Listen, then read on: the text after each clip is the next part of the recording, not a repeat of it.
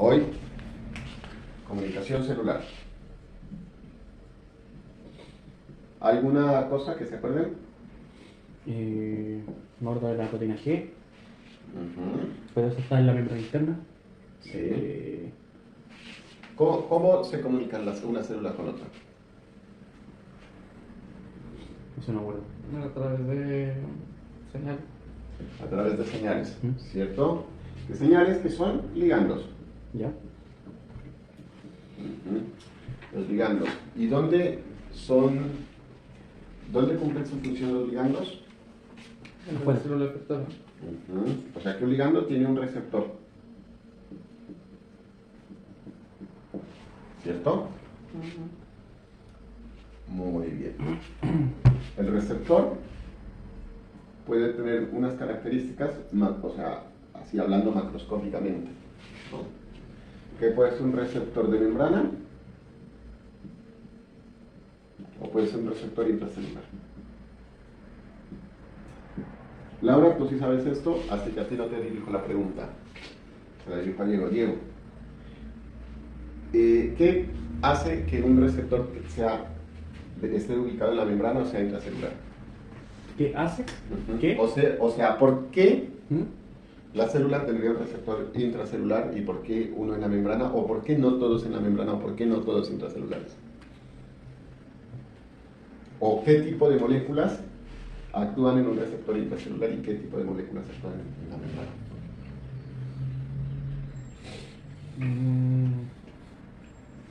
No sé. ¿No? Bueno. ¿De qué está hecha la membrana? ¿De fosfolipio? De fosfolípidos, muy bien. Entonces, ¿qué pasa con una proteína? ¿Atraviesa fácil la membrana? No. No. Entonces, ¿no te parece lógico que los receptores que tengan composición proteica estén ubicados en la membrana? Por fuera. Exactamente. Entonces, los receptores de membrana tienen su ligando, tiene características proteicas, ¿cierto? ¿Mm? Y los receptores intracelulares tienen características, más que decir lipídicas, tienen características hidrofóbicas.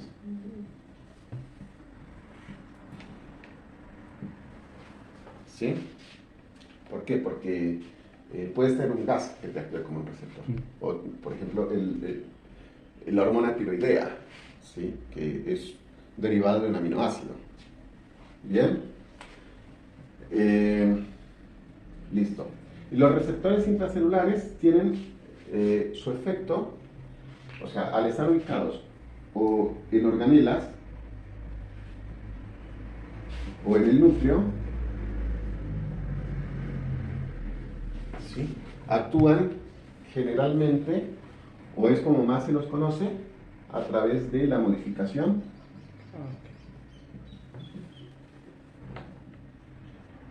en la expresión génica.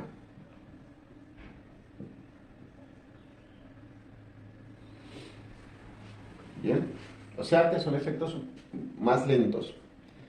Últimamente se ha demostrado que no solamente hacen modificación en la expresión génica, sino que también hacen modificaciones rápidas. Bien, pero lo principal que tú los conoces es porque hacen modificación en la expresión génica. Bien, y las membranas están ligadas a unas proteínas, ¿sí? Entonces esta proteína hace una cascada de señalización,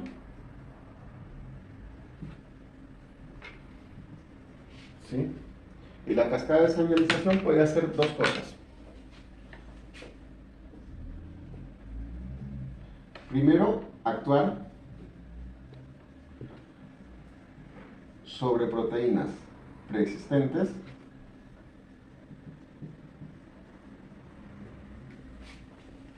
y el otro efecto es modificación de la expresión génica.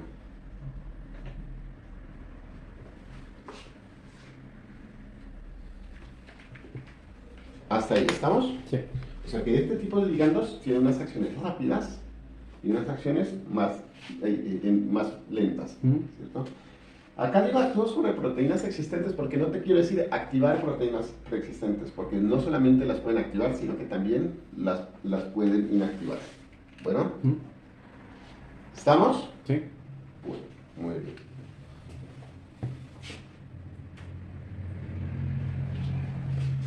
Entonces, ¿cómo se realizan los procesos de comunicación? Los procesos de comunicación pueden ser, ¿puedo borrar acá?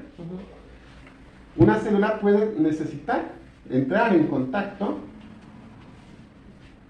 para comunicarse, ¿sí? O no necesita entrar en contacto directo. ¿Se entiende? Vamos a verla acá, por ejemplo. Entonces tú tienes dos células unidas a través de una unión gap. ¿Sí? Entonces esto sería dependiente de contacto.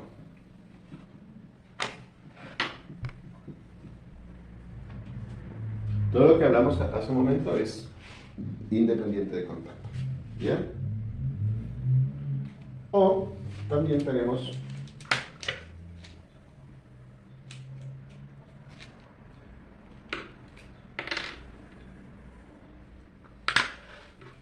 esto acá, que una célula presenta un ligando, ¿sí? Presenta un ligando unido a la membrana y la otra célula presenta un receptor.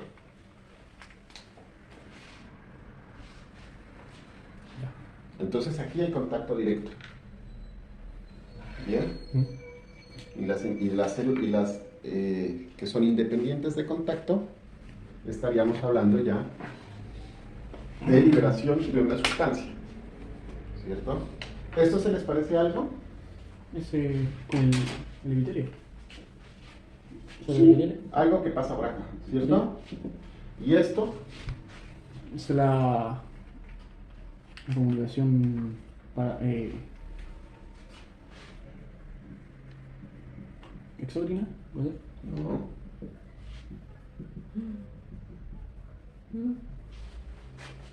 ¿Qué pasó? Se rompió la cinta de esta chimba, entonces ya no va a servir. O una presentación de antígeno. ¿Sí? Ah, sí, como Mira. Sí, como las CPA. Sí, no sé, cada 8, ¿sí? Bueno. No, ahí lo vamos. Denme tantito que voy a... Bueno, entonces, hasta acá, saludcita. Gracias. Hasta acá, ¿vamos? Sí. Y bueno, mira, acá tenemos un ejemplo de una comunicación que no depende de contacto. Bien.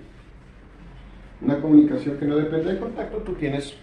A ver, ¿cuáles son en clase de lenguaje de primaria, los componentes de la comunicación? Tú tienes un emisor, ¿cierto? Un mensaje y un receptor. Por allá en segundo, tercero primaria están esto. Entonces, un emisor tienes una célula.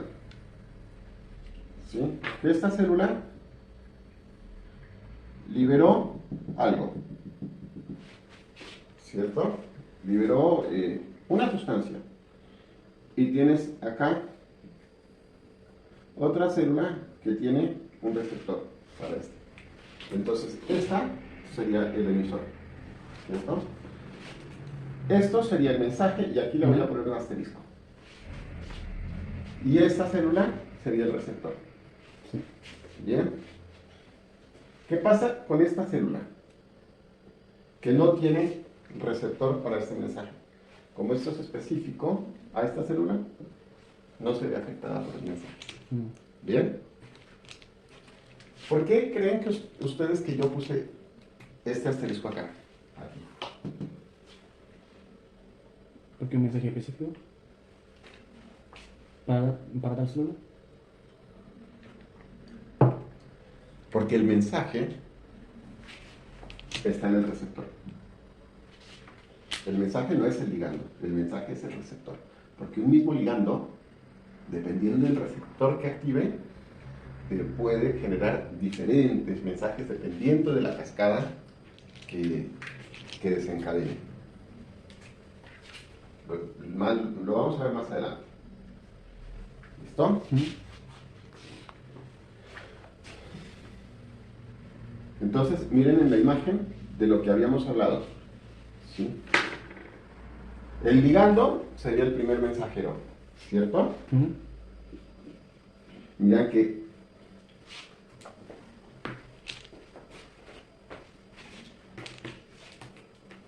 Miren que, bueno, acá tenemos una hormona no esteroidea. Si es una hormona no esteroidea, quiere decir que estamos hablando de un péptido cualquiera. Acá se desencadena un mecanismo asociado a la proteína G, ¿sí? Se activa deshilatociclasa, ¿sí? Se genera AMP cíclico y se desencadena un sistema de segundos mensajeros, ¿sí? Esto sería como un esquema general de cómo funciona. ¿Bien? Ahora, ¿pero qué pasa? ¿Qué pasa, por ejemplo, si se activa esta proteína? ¿O qué pasa si se activa esta proteína? ¿O qué pasa si se activa esta proteína? ¿Sí? Los mecanismos que se desencadenan de cada una de estas son diferentes. ¿Sí? A eso me refiero yo cuando digo que el mensaje está en el receptor. ¿Sí? Es muy diferente si se activa la proteína GI, el resultado es muy diferente a si se activa GS o si se activa GG. ¿Bien? Sí. Ya tenemos los receptores intracelulares, como ya habíamos hablado antes, ¿sí? Los receptores intracelulares son aptos para moléculas que son hidrofóbicas, ¿sí? Y pueden estar en el citoplasma o están en el núcleo. Si están en el núcleo, ¿sí? ¿Los receptores? Pues sí. Están en el núcleo, eso no. Sí, los receptores para sustancias hidrofóbicas. ¿Sí?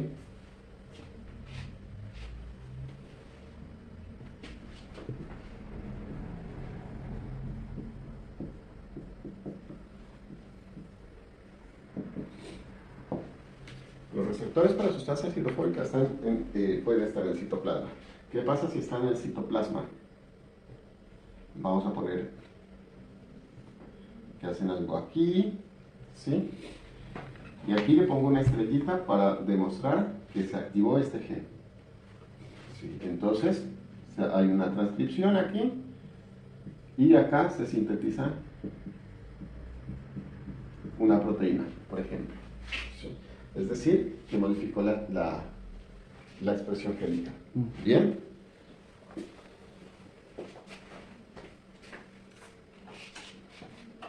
Miren acá. ¿Sí? Hormonas esteroideas, mucho. Esto. Y acá, lo que les había dicho. Se activa, se modifica la expresión génica. ¿Bien?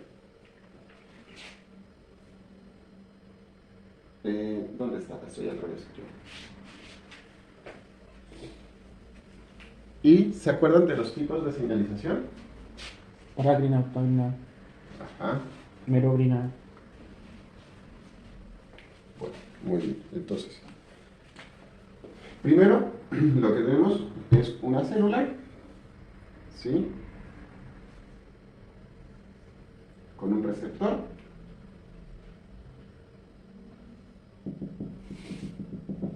Que libera una señal, ¿cierto? Sí, estoy viendo aquí. Entonces, esta señal viaja, vamos a cambiar de color para que... Esta señal viaja y se posa sobre un receptor que está en la misma célula. Ahora le vamos a dibujar un núcleo bien bonito. ¿Cómo se llamaría esto? Autónomo. Muy bien. Acá tenemos una célula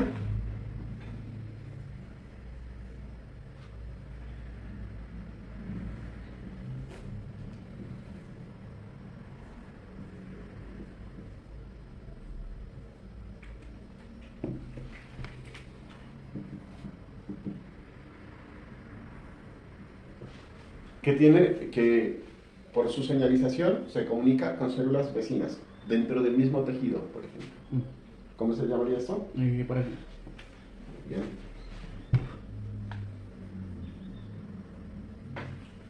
Muy bien.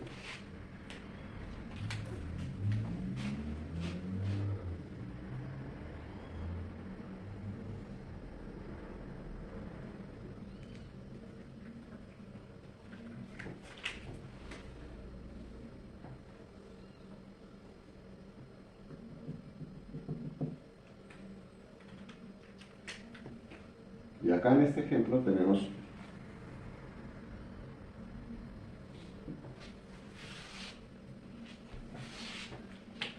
una célula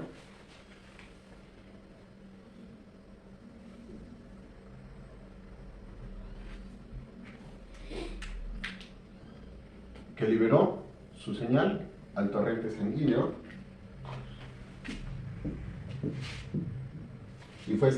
y para comunicarse intervino el torrente sanguíneo. ¿Esto cómo se llamaría? Endorfina. Muy bien. ¿Esto queda claro? ¿Necesitan alguna otra especificación de esto? No. Bueno. ¿Para qué situaciones la célula quiere o haría una señalización ortogonal? ¿Para qué? Por ejemplo, un macrófago que se necesita activar a sí mismo después de una presentación de antígeno.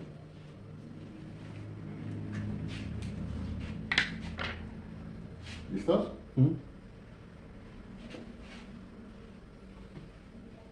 Bueno, hay un tipo de comunicación,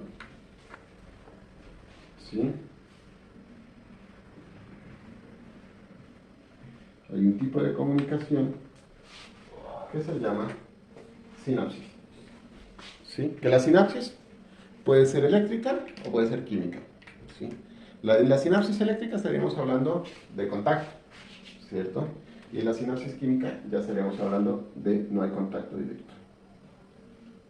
Pero lo que tienes que saber de una sinapsis es que tú tienes acá una membrana presináptica que secreta un neurotransmisor. ¿Bien? Que libera el producto de su secreción,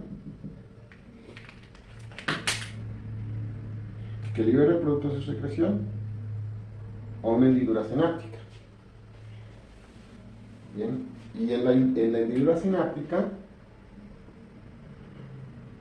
tienes un receptor, y que este receptor te modifica, te hace una secuencia acá, diferente.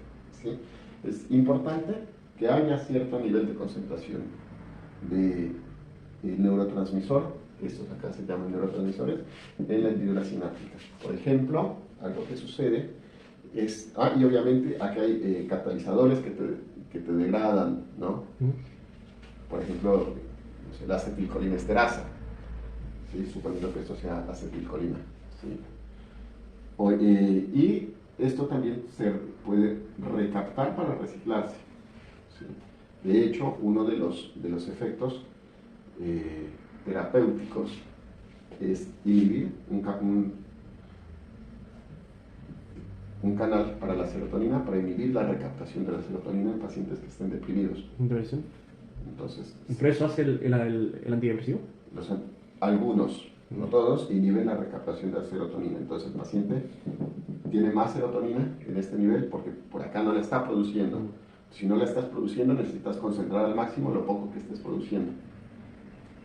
¿Bien? Sí. Bueno, y acá tienes pues una membrana posináptica que te genera una acción. ¿Bien? Sí.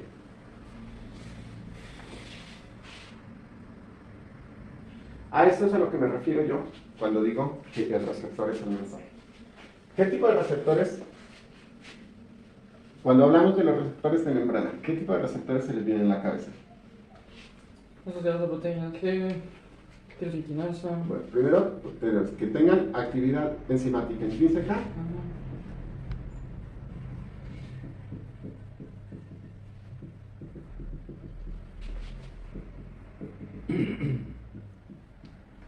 ejemplo, el receptor de tirosinquinasa, ¿cierto? O que no tengan actividad enzimática intrínseca.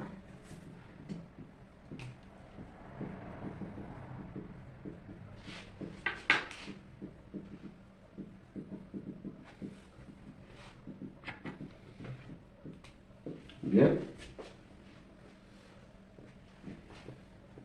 Luego, este receptor puede ser un canal también, ¿cierto? Puede ser un receptor que te abre un canal. También puede ser un receptor que esté acoplado a proteína G. ¿Bien? Sí.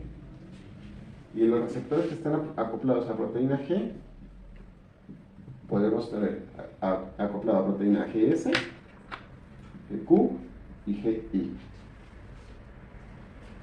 GS, que es estimulatorio,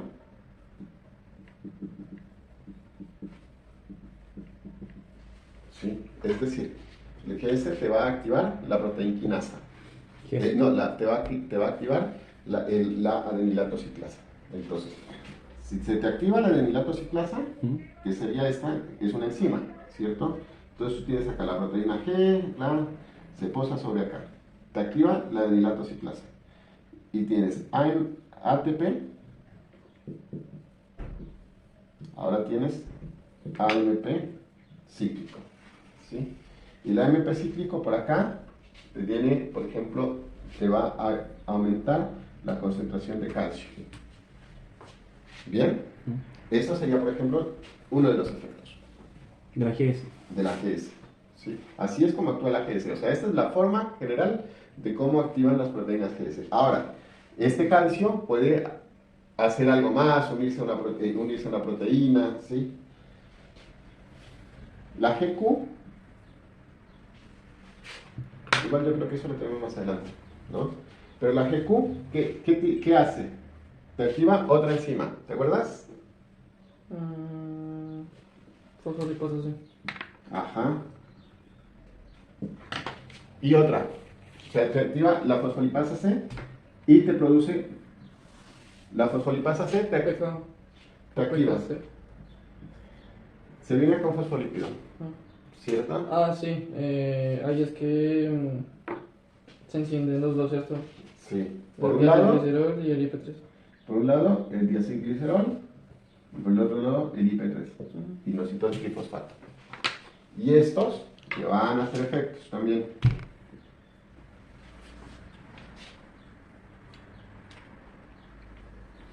¿Esto hay que aprenderse igual?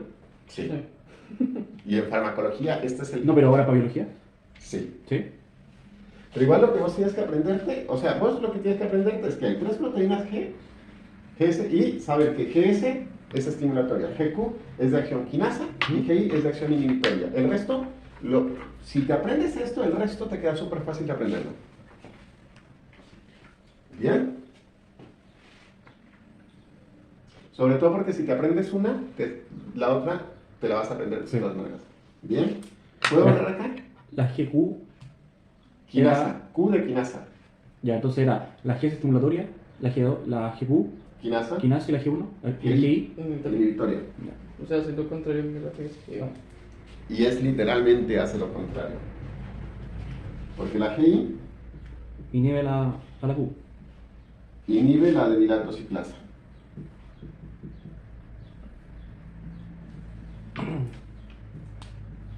Bien. Pero si estamos hablando de una GI, esto no se da. Bien.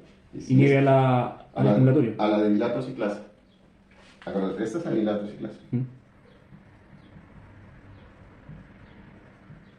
O sea, mientras que GS te activaba la adenilato ciclasa, La G1 la inhibe. GI te inhibe adenilato O sea, ciclasa. GI, G1. Ah, no.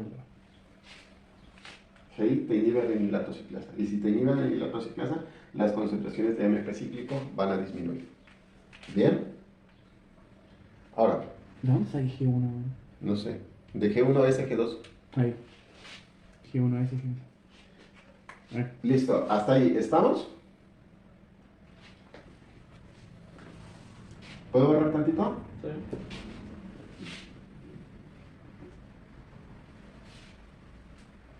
Yo primera vez que veo esta materia. ¿Por qué? Primera vez que la veo. Había visto señalización, pero por encima. Nunca me había metido aquí así como el que hace cada G. Pues yo me lo aprendí de memoria para física. Ah, pero para la materia. Entonces ahora tú tienes los receptores con actividad intrínseca tipo tirosina sinasa, ¿no?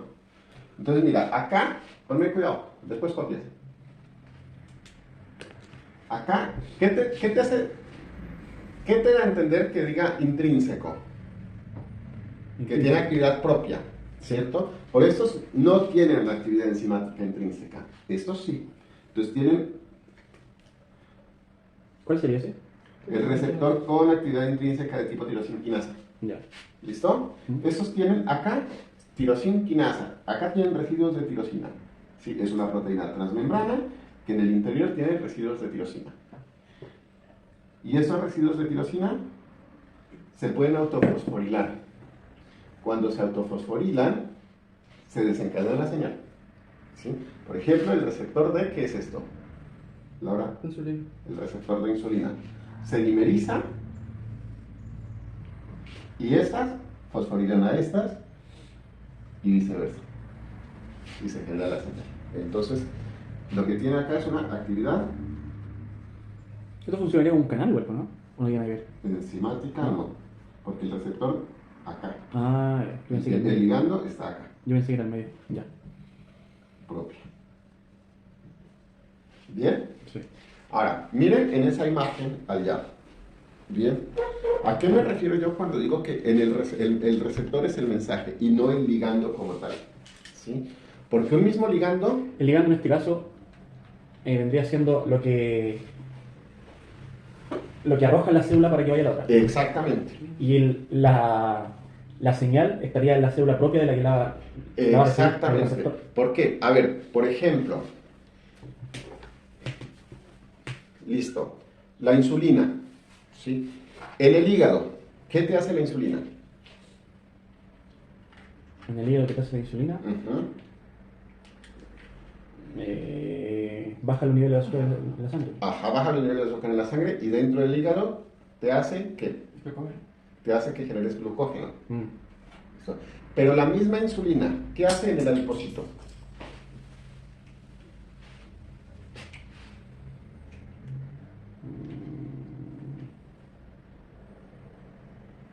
En el adipocito. Almacenar triglicéridos. Almacenar triglicéridos en ácidos en forma de ácidos grasos, ¿cierto? Mm. Entonces, Sí, ¿ves? verdad, Es la misma, es el mismo ligando, ¿Verdad? pero en dos células Es verdad, diferentes, con dos receptores diferentes, hace dos Con mecanismos. moléculas diferentes. Hace dos mecanismos diferentes. ¿Bien? Sí. ¿Se entendió? Lo mismo que el glucagón. Por ejemplo, el glucagón. Si lo mandas al hígado, si lo mandas al hígado, haces glucogenólisis. ¿Sí? Y activas la gluconeogénesis. Si lo mandas al músculo, haces glucogenólisis. Y si lo mandas al... No, mentira, el glucagón no tiene efecto en el músculo. El glucagón no tiene efecto en el músculo. Olvida lo que dije ahí. Si lo mandas al adipocito, te hace lipólisis. ¿Bien? Bueno. ¿Cómo? Me río de Laura, el año pasado sufriendo con eso. Así mismo estoy yo ahora. Lo peor es que me acuerdo, eso es lo que más estoy sorprendiendo en este momento. Bien, acá estamos viendo receptores que son de tipo canal. ¿Sí? Básicamente, ¿qué es lo que estaría haciendo? Mirad, a lo que me refería yo con el receptor es el mensaje. Mira, tenemos el mismo ligando, que es acetilcolina, ¿cierto? ¿Ya? En el músculo liso, la acetilcolina te promueve la contracción muscular. En el músculo estriado esquelético te promueve la contracción muscular, ¿cierto? Y en el músculo liso, al contrario, te inhibe la contracción muscular. ¿Bien? Entonces depende de dónde lo recibe, ¿no? Exactamente. Y miras que acá tienes el receptor, es un canal iónico, y allá es un receptor que no tiene nada que ver con iones. Es un receptor diferente y te hace una cosa completamente diferente. De hecho, es la opuesta. Bien. De eso ya hablamos hace tantito, acá. Bueno, tipos de receptores que pueden ser canales, pueden tener actividad intrínseca tipo tirosinquinasa o pueden estar acoplados a una proteína G. Bien. Acá este es un receptor de 7 ramos. Proteína GS te activa de lactociclasa, el ATP se convierte en AMP cíclico y el AMP cíclico te activa una proteína que es la PKA. Sí, y la PKA, mira, allá te hace otra acción. Entonces, mira, a lo que yo me refiero, contiene acciones rápidas. ¿Sí? ¿Por qué? Porque la fosforilación de la PKA te fosforiló algo que ya estaba. ¿Sí? Entonces es como que cuando yo voy a comprar,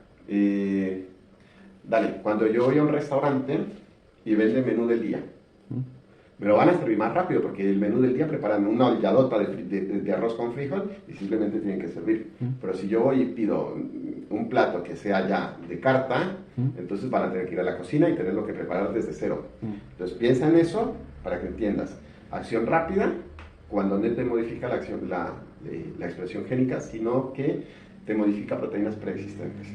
Y acción lenta, cuando te modifica la expresión génica, porque no es que un gen se exprese así. Sí. O sea, tienes que pasar transcripción, traducción, modificaciones posttraduccionales y apenas ahí a empezar. ¿Bien? ¿La PKC estaba relacionada con la GQ? Sí. Ya. Entonces, ¿cómo se puede inhibir el efecto?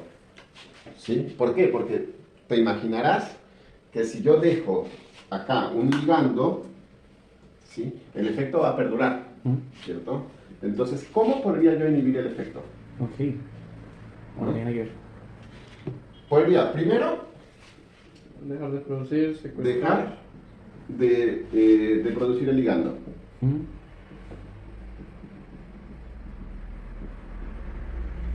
¿Cierto? Es decir, la célula emisora deja de emitir el ligando. ¿Bien?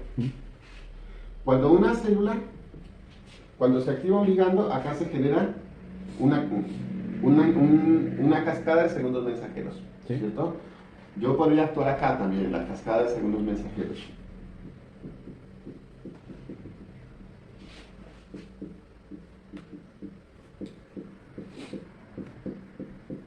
¿Cierto? Y tercero, ¿qué más podría hacer? El receptor.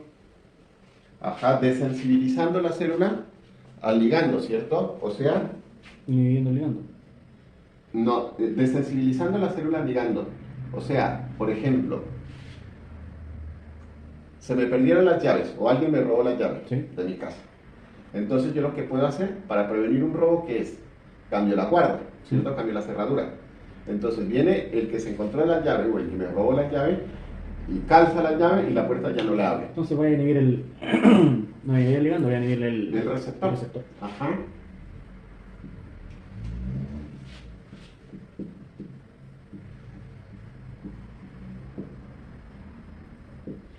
¿Cómo lo puedo desensibilizar? Por ejemplo, secuestrándolo. ¿Te acuerdas de la...? ¿Qué pasó? ¿Ah? ¿Qué pasó? En el metabolismo de glúcidos está y es por la PFK2. En el receptor de exoquinasa. Sí. No sé cómo me acuerdo. O también dejas de producirlo. Sí.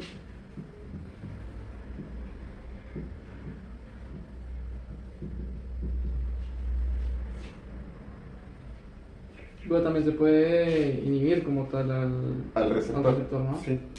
¿Se puede inhibir al receptor? También.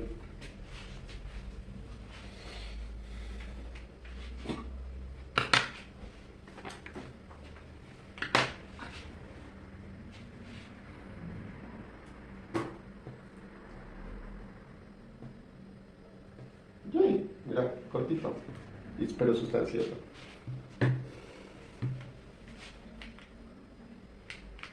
Un ejemplo, o bueno, lo opuesto. Por ejemplo, cuando tú le administras betabloqueantes a una persona, ¿sí? Cuando le administras betabloqueantes, estás inhibiendo el receptor, ¿cierto? Sí. Pero la célula... ¿Qué ahí? No, la célula, para compensar esa inhibición, la célula produce más receptor. Para captar más ligando.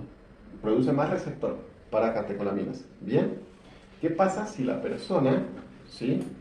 ¿Qué pasa si la persona deja de tomar la medicación de golpe? Va a ser efecto adverso. Claro, efectivamente. ¿Por qué? Porque tú tienes. Pero no, no, el último. El Bueno, último está no. bien. Entonces, tú tienes acá esta membrana, ¿cierto? ¿Mm? Tienes este receptor, Sí. pero los tienes bloqueados, ¿cierto? Y luego tienes estos receptores que la célula te produce para tener receptores para catecolaminas, porque de todas maneras la célula necesita tener receptores para catecolaminas. Sí. Entonces, obviamente, va a venir, lo lógico que va a pasar es que va a venir otra vez el medicamento y te lo va a bloquear, ¿cierto? Y obviamente te lo va a bloquear. Pero ¿qué pasa si yo dejo de tomar el medicamento? No, los protectores. Claro, porque los medicamentos, o sea, no tienen una vida media muy prolongada. O sea, de hecho, tú necesitas, muchas de los medicamentos funcionan mediante inhibiciones competitivas. Por ejemplo, eso ¿cierto? funciona así como funcionaría el antidepresivo, así, ¿no? También. Si por ejemplo uno lo toma a diario, deja de tomarlo de un día para otro, ¿funcionaría así? No, acá te voy a demostrar qué es lo que va a pasar acá. Mirad cómo la célula me empieza a producir más receptores para ponerlos. Entonces, ¿qué pasa si yo dejo de tomar el medicamento? El receptor se bloquea, ¿cierto? Ah, estoy hablando del inhibidor. Del inhibidor. El inhibidor se va porque yo dejé de tomar el medicamento. ¿Mm? Y viene una catecolamina y tuki, me activa 4 receptores. Entonces, ¿qué me hace la presión arterial? Porque ahora esta célula está mucho más sensible a Se le catecolaminas. eleva. Entonces me eleva la presión arterial. Eso no produce estrés celular. Claro, claro, o sea, eso es un efecto bastante importante, por eso es que se recomienda a los pacientes con antihipertensivos no cortar el tratamiento, porque es peor, puedes llegar a ser peor. Bien, no todos ¿sí? Esto no es una clase de farmacología tampoco, no todos hacen esto, pero sí hay un grupito que lo hace, y entonces eso es para que entiendan. Le estoy llevando esto, aplicándolo, para que lo logren entender, ¿sí? Y lo estoy llevando al revés. Pero eso depende del fármaco que le estoy dando. Claro, depende. Por ejemplo, si le dais, no Quiere sé, ser un beta-bloqueante, obviamente. si el paciente, por ejemplo, toma, no sé, a ver qué te puedo decir, Enalapril, lo corta de una. Aquí no. Acá no funciona. Aquí no, porque el enalapril es un bloqueante de convertidora de angiotensina. Ah, ok. Qué lindo fármaco. Sí, está bueno. ¿Listo? Hay que saber mucho de biología.